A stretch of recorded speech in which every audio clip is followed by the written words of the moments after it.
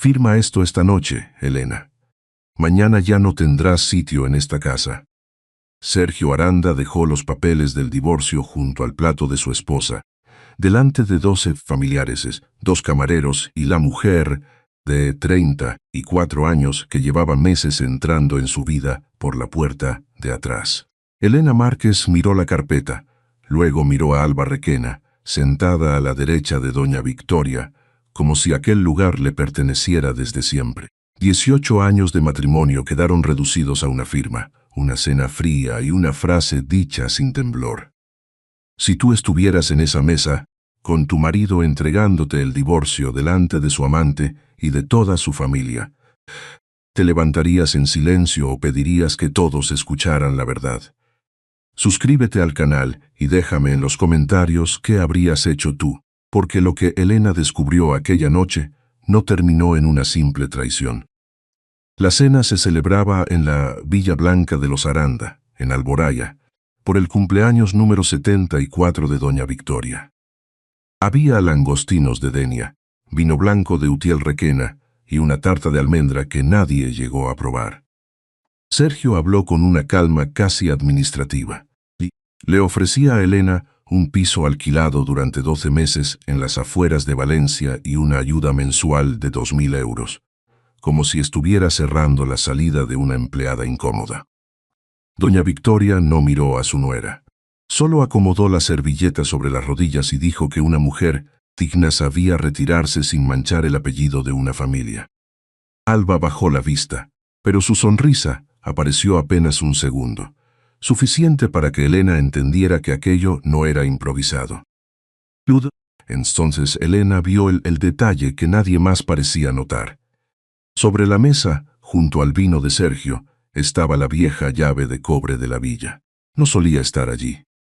Pertenecía al despacho privado de doña Victoria, donde se guardaban documentos que Elena no tocaba desde 2014. Elena respiró despacio, apoyó la mano sobre la carpeta del divorcio y dijo sin levantar la voz: «Antes de echarme de esta casa, Sergio, quizá deberías preguntarle a tu madre por qué esa llave aparece en mi expediente patrimonial». El silencio cayó de golpe. Sergio frunció el ceño. Alba dejó de sonreír. Y doña Victoria, por primera vez en toda la noche, apartó los ojos de Elena demasiado deprisa. Sergio fue el primero en romper el silencio. «No empieces con insinuaciones, Elena. Si tienes algo que decir, dilo claro». Elena no respondió enseguida. Miró la vieja llave de cobre sobre la mesa, luego miró a doña Victoria. La suegra tenía las manos quietas, demasiado quietas, apoyadas junto al plato. Durante 18 años Elena había aprendido a leer esos detalles. Cuando doña Victoria se sentía segura, tocaba sus perlas. Cuando tenía miedo, dejaba de moverse. Alba intentó sonreír otra vez. Quizá Elena está nerviosa. Una separación siempre es difícil. Esa frase, dicha con suavidad, dolió más que un insulto. No porque fuera verdad, sino porque sonaba preparada. Elena abrió el bolso despacio y sacó el móvil. No buscó fotos, ni mensajes, ni pruebas de la infidelidad.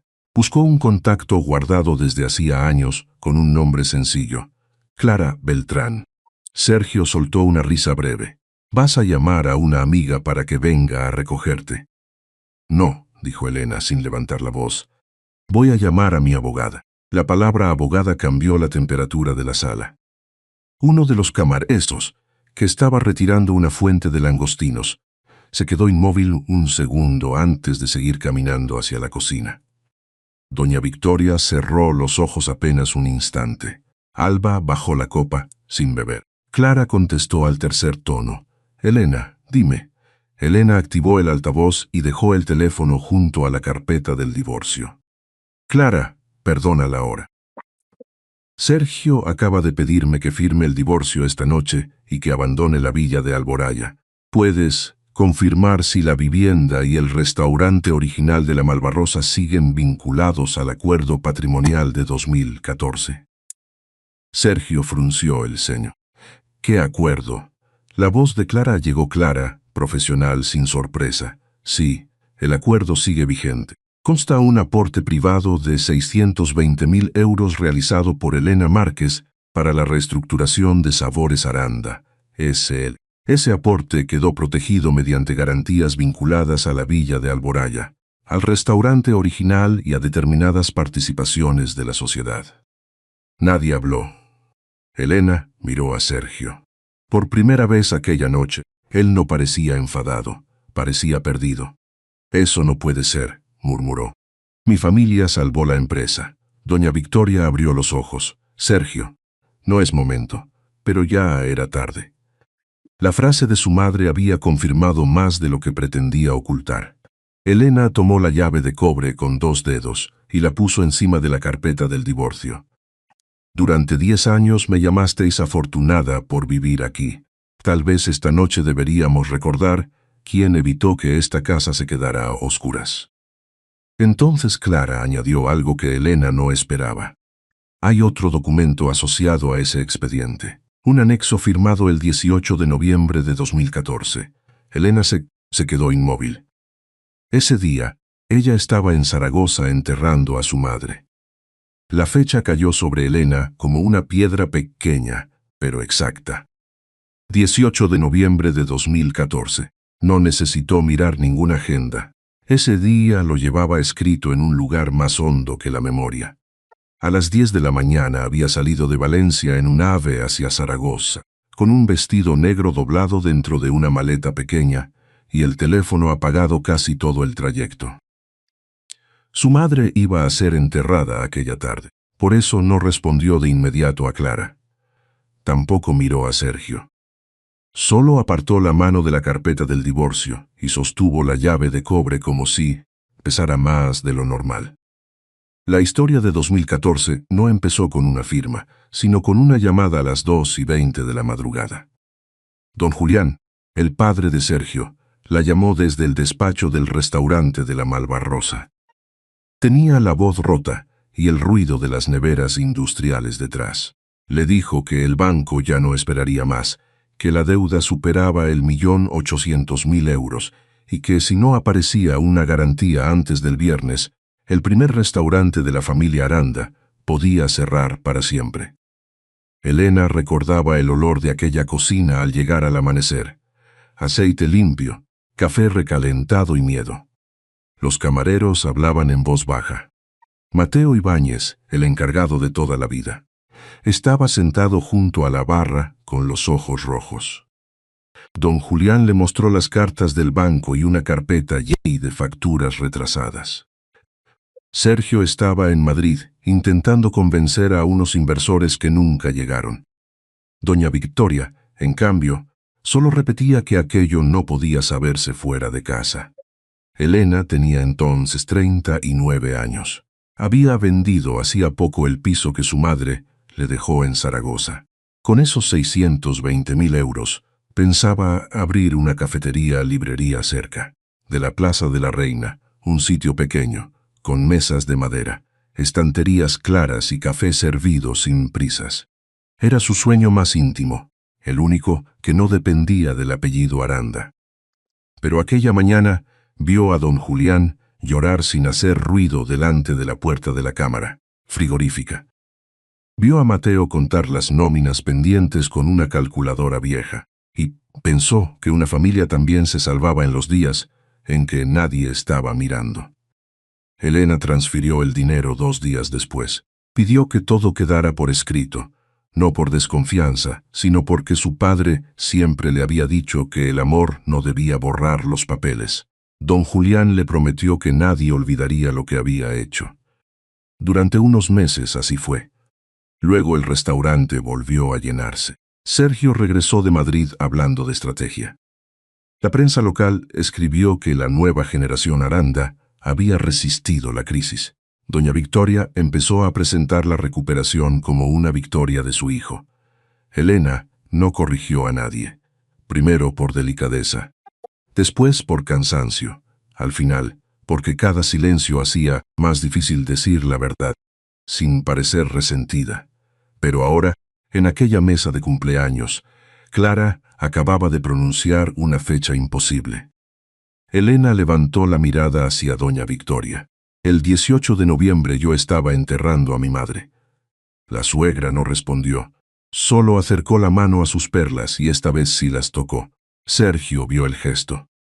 Y por primera vez pareció entender que el divorcio no era el peligro. El peligro estaba en un documento que tal vez nadie debía haber encontrado. Clara no continuó hablando por teléfono. Al otro lado de la línea, su silencio fue suficiente para que Elena entendiera que el anexo no era un error pequeño. Sergio pidió ver el documento, pero Elena no se lo entregó. No todavía. Había aprendido demasiado tarde que en aquella familia todo lo que caía en manos de doña Victoria cambiaba de forma antes de llegar a la verdad. La cena terminó sin postre. Los familiares se levantaron despacio, evitando mirarla, como si Elena fuera una grieta abierta en medio del mármol. Alba fue la última en apartarse de la mesa. Antes de salir, recogió la servilleta que había usado y la dejó doblada con cuidado junto al plato de Sergio. Fue un gesto mínimo, doméstico, casi íntimo. Elena lo vio. Sergio también, pero no dijo nada. A la mañana siguiente, doña Victoria llamó a Elena al despacho de la villa. No le ofreció café. Sobre la mesa había una carpeta nueva, distinta de la que Sergio había llevado a la cena. Dentro venían las condiciones: 180.000 euros, un piso alquilado durante 12 meses en las afueras de Valencia y una cláusula de silencio sobre cualquier asunto relacionado con 2014. «Es una salida digna», dijo doña Victoria. Elena leyó la primera página sin sentarse. «No es una salida, es una compra». La suegra entrecerró los ojos. En su rostro no había rabia abierta, sino algo más frío, cálculo. Le dijo que remover papeles antiguos podía dañar a muchos empleados, que el apellido Aranda no debía verse arrastrado por una mujer herida. Usó la palabra herida como quien coloca una etiqueta sobre una caja antes de guardarla en un trastero. Ese mismo día, Alba apareció en la Marina Azul, el restaurante más visible del grupo. No entró como visitante. Entró con una tablet, una libreta blanca y el perfume caro de quien ya se cree parte del lugar. Saludó a los camareros por su nombre. Corrigió la colocación de unas flores en recepción y pidió hablar con el equipo de comunicación sobre la nueva etapa de Sabores Aranda. Mateo Ibáñez, el encargado antiguo, la observó desde la barra. No dijo nada, pero cuando Alba pidió revisar las fotografías históricas del restaurante, él cerró el álbum de cuero con calma. «Eso lo guardaba don Julián», dijo. Alba sonrió. «Entonces habrá que actualizarlo». Por la tarde, Elena fue a recoger unos documentos al despacho de Sergio. Desde el pasillo escuchó la voz de Alba, suave y segura. Hablaba de una campaña discreta para presentar a Sergio como un hombre que había tomado decisiones difíciles por estabilidad familiar. También mencionó que Elena podía estar pasando por un momento emocional delicado. De Lupar, Sergio no la corrigió. Ese silencio fue la segunda firma de aquella traición. Elena no entró. Volvió sobre sus pasos, con una calma que le dolía en el pecho. En el móvil tenía un mensaje de Clara. «Necesito que busques cualquier comprobante de Zaragoza del 18 de noviembre de 2014. Billetes, hotel, funeraria, todo». Antes de responder, Elena recibió otro mensaje. Esta vez era de Mateo. «Doña Elena, encontré el cuaderno antiguo de don Julián, y hay algo escrito sobre usted que quizá quieran borrar». Elena no volvió al despacho de Sergio aquella tarde. Salió de la Marina Azul por la puerta lateral, la misma por donde entraban los proveedores de pescado antes de las 7 de la mañana. El aire de Valencia olía a sal y a gasóleo, y por primera vez en muchos años, ese olor le pareció más honesto que el perfume caro de la villa. Mateo la esperaba al día siguiente en una cafetería pequeña, cerca del mercado de Colón. Había elegido una mesa al fondo, lejos de los ventanales, con un café solo ya frío entre las manos. A sus 63 años, seguía llevando la chaqueta azul marino del restaurante, aunque ese día no estaba de servicio. Cuando Elena se acercó, él se levantó por respeto. Doña Elena, perdone que la cite así. No me pida perdón por decir la verdad, Mateo. Él bajó la mirada. Sobre la silla de al lado tenía una bolsa de tela gris. La abrió con cuidado y sacó un cuaderno de tapas marrones, gastado en las esquinas, con una goma negra sujetando las páginas. Elena lo reconoció antes de tocarlo. Don Julián lo llevaba siempre en el bolsillo del delantal cuando aún bajaba a la cocina cada mañana. Mateo empujó el cuaderno hacia ella. Lo encontré en el archivo viejo, detrás de unas cajas de manteles. No sé quién lo puso allí, pero alguien quiso que no apareciera. Elena abrió las primeras páginas. Había anotaciones de reservas, pagos a proveedores, pequeños recordatorios escritos con la letra firme de don Julián. Entonces Mateo señaló una página marcada con una servilleta doblada. La fecha era de octubre de 2014. Elena leyó despacio. Entrada recibida de Elena Márquez. 620.000 euros. No olvidar jamás quién mantuvo abierta esta puerta. La frase la dejó sin aire. No era un contrato, no era una cláusula fría. Era la voz de un hombre muerto recordando una verdad que todos los vivos habían intentado borrar. Mateo se frotó las manos. Don Julián me dijo esa noche que usted había salvado más que un restaurante. Salvó los puestos de 38 familias. Yo tenía que haber hablado antes. Elena cerró el cuaderno un momento. Usted también tenía miedo. Mateo asintió. Y esa honestidad, sencilla y tardía, le dolió menos que las excusas de los Aranda. Antes de marcharse, él le entregó otro sobre. Dentro había 3 correos impresos. Alba había escrito a un consultor de marca de Madrid hablando de una campaña para presentar a Sergio como un empresario que iniciaba una etapa limpia tras una separación compleja. En otro correo preguntaba cómo suavizar la salida pública de Elena sin dañar la reputación de Sabores Aranda S. Elena, no sintió celos, sintió frío. Alba no estaba improvisando una aventura, estaba construyendo un reemplazo. Esa misma tarde, en su piso de Valencia, Elena extendió sobre la mesa el cuaderno, los correos y los primeros comprobantes que Clara le había pedido. El billete de AVE a Zaragoza, la factura del hotel y el documento de la funeraria de su madre. Todo apuntaba a una sola dirección. Clara llegó a las 8, con una carpeta negra y el rostro serio. Revisó los papeles sin interrumpirla. Luego sacó una copia del anexo firmado el 18 de noviembre de 2014 y lo colocó junto al billete de tren. Elena, dijo al fin, si este documento se usó para mover garantías sin tu consentimiento, ya no hablamos solo de divorcio. Elena miró la firma. Parecía la suya, pero algo en la inclinación de la M estaba mal. Demasiado rígida, demasiado imitada. Entonces Clara señaló la esquina inferior del anexo. Había una segunda rúbrica casi invisible, como testigo interno, y el nombre escrito debajo era Victoria Aranda. El nombre de Victoria Aranda en aquel anexo dejó a Elena despierta casi toda la noche. No lloró, revisó papeles. Abrió una caja de cartón que llevaba años cerrada en el armario del pasillo y sacó todo lo que Clara le había pedido. El billete de AVE a Zaragoza, la factura del hotel, el recibo de la funeraria, una fotografía pequeña de su madre sobre el ataúd y el justificante del taxi que la llevó del Melorredo cementerio a la estación. A las 9 de la mañana, Elena llegó al despacho de Clara Beltrán, cerca de la plaza del Ayuntamiento de Valencia. Llevaba una carpeta azul bajo el brazo y la cara de quien había dormido poco, pero ya no caminaba como una mujer acorralada. Clara la recibió sin rodeos. Sobre la mesa había 3 bloques de documentos. El aporte de 620.000 euros, el acuerdo patrimonial de 2014 y la copia del anexo con la firma dudosa.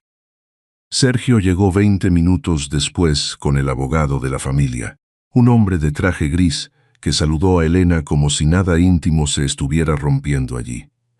Doña Victoria apareció detrás, sin haber sido invitada, con un abrigo color marfil y el bolso apretado contra el cuerpo. «Esto es un asunto familiar», dijo antes de sentarse. Clara levantó la vista. «No, desde que hay un posible uso indebido de la firma de mi clienta, es un asunto jurídico». Sergio miró a su madre, esperando una explicación. Doña Victoria no se la dio. Se limitó a decir que en 2014 todos estaban bajo mucha presión y que Elena podía estar confundida. Fue una frase pulida, casi amable, pero el efecto fue el contrario. Sergio bajó los ojos hacia el anexo y por primera vez pareció dudar no de Elena, sino de su propia casa. Clara colocó junto al documento el billete de tren y el certificado de la funeraria.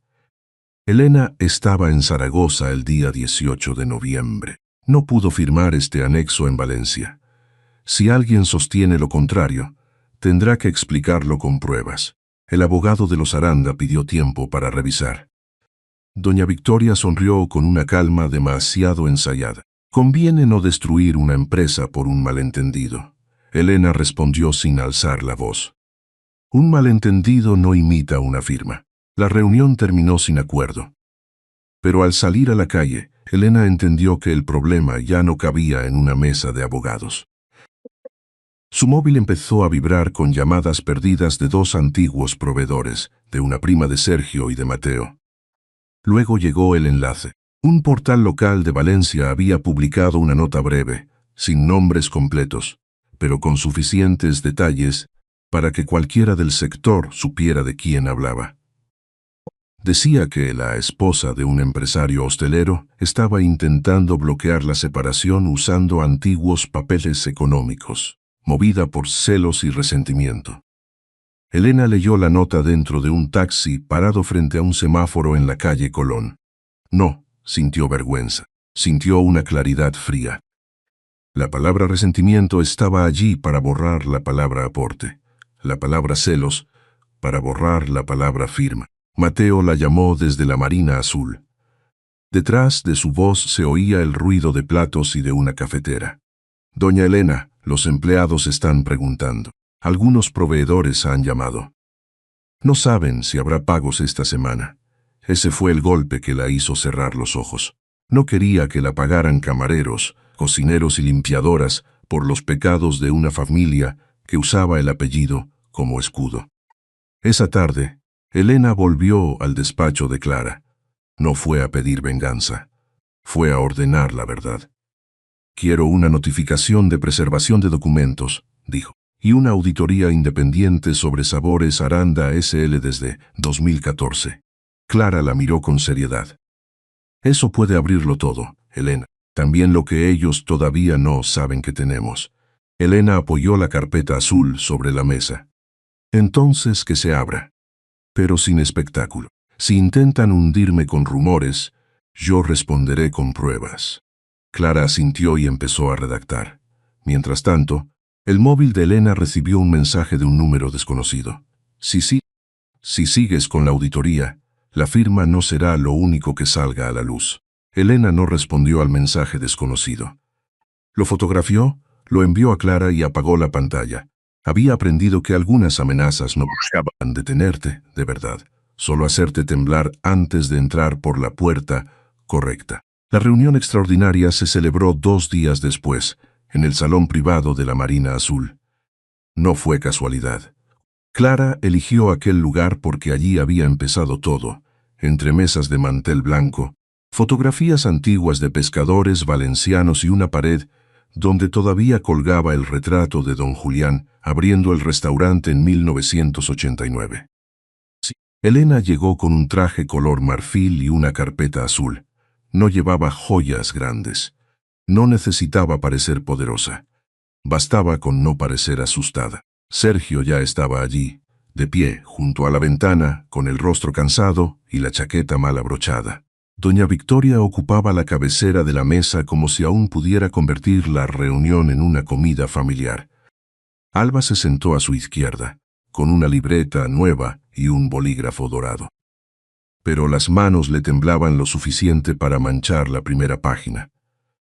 Clara abrió la carpeta sin ceremonia. Estamos aquí por 3 asuntos: el aporte privado de Elena Márquez, el anexo firmado el 18 de noviembre de 2014 y la campaña de descrédito publicada esta semana. El abogado de los Aranda intentó pedir prudencia. Clara colocó sobre la mesa el billete de AVE a Zaragoza, el certificado de la funeraria, la factura del hotel y la copia del anexo. Después añadió el cuaderno de don Julián, abierto en la página marcada por Mateo. Nadie habló cuando leyó la frase escrita por el viejo fundador: no olvidar jamás quién mantuvo abierta esta puerta. Mateo, sentado al fondo, bajó la cabeza. Algunos empleados de confianza, llamados como testigos internos, miraron a Elena con una mezcla de culpa y alivio. Durante años habían sabido fragmentos, pero nadie había tenido la fuerza de juntarlos. Clara continuó con el informe preliminar de grafología. No era una sentencia judicial, pero sí suficiente para abrir una investigación formal. La firma del anexo imitaba la de Elena, aunque presentaba diferencias claras en la inclinación, la presión del trazo y la forma de la M. Sergio miró a su madre. «Dime que no sabías nada». Doña Victoria no contestó de inmediato. Ese retraso fue peor que una confesión. Luego dijo que en 2014 todos hicieron lo necesario para salvar el apellido Aranda. Elena la miró sin odio. «No, doña Victoria, ustedes hicieron lo necesario para salvar su versión de la historia». Alba intentó levantarse. «Yo no tengo nada que ver con documentos de 2014. Clara colocó entonces 3 correos impresos delante de ella. En uno, Alba hablaba de presentar a Sergio como un empresario que iniciaba una etapa limpia. En otro, preguntaba cómo neutralizar la imagen pública de Elena sin parecer agresiva. El tercero era más breve, enviado a doña Victoria a las 23:46 del día anterior a la nota del portal local. Alba había escrito: «Si la hacemos parecer resentida, nadie mirará los papeles». El silencio cambió de peso. Doña Victoria cerró los dedos sobre el borde de la mesa. Alba se quedó pálida, y en un gesto torpe quiso salvarse. «Fue ella quien me dijo qué palabras usar. Yo solo intentaba proteger a Sergio». Sergio se giró hacia Alba como si acabara de reconocer a una desconocida. Después miró a su madre. Durante años, Elena lo había visto obedecer aquella mirada. Esa mañana, por primera vez, no bajó la cabeza.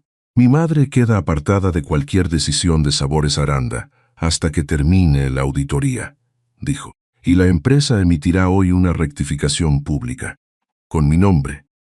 Doña Victoria se levantó. «Vas a elegirla a ella contra tu familia». Sergio tragó saliva. «No, voy a elegir la verdad contra lo que nos enseñaste a llamar familia». Elena no sonrió. La justicia no siempre llega como alegría. A veces llega como una silla vacía en la cabecera de una mesa. Clara deslizó entonces el último documento hacia Elena, la cláusula de protección patrimonial. Si la firmaba, podía suspender decisiones estratégicas, bloquear movimientos de activos y condicionar el uso de la villa de Alboraya durante la investigación. Elena tomó la pluma. Y por primera vez, todos esperaron su decisión. Elena firmó la cláusula, pero no lo hizo para echar a nadie de la villa de Alboraya. Clara le explicó que podía bloquear la residencia, suspender decisiones del grupo y obligar a los Aranda a pedir autorización hasta para mover determinados activos. Durante unos segundos, todos esperaron que ella devolviera la humillación recibida en aquella cena. Pero Elena dejó la pluma sobre la mesa y dijo que la villa seguiría ocupada mientras se respetara la auditoría, se retirara la nota difamatoria y ninguna comunicación volviera a tocar su nombre sin revisión legal. No quiso convertir una casa en un arma. Ya sabía demasiado bien lo que dolía que usaran un hogar para humillar. La rectificación salió esa misma tarde. Sergio reconoció públicamente que Elena Márquez había sido decisiva para salvar el primer restaurante de la familia y que las insinuaciones sobre ella eran falsas. No mencionó a Alba, pero en Valencia todos entendieron el silencio. A la semana siguiente, Alba dejó Sabores Aranda S.L., sin despedida elegante. Doña Victoria perdió cualquier cargo interno, y por primera vez su firma dejó de abrir puertas. 5 semanas después, Elena firmó el divorcio en el despacho de Clara, frente a una ventana que daba a los jardines del Turia. No tembló. Al escribir Elena Márquez, sintió que recuperaba algo que nunca debió entregar: su nombre sin permiso de nadie. Sergio le llevó el informe final de la auditoría meses después, a su pequeño café-librería cerca de la Malvarrosa. No pidió volver.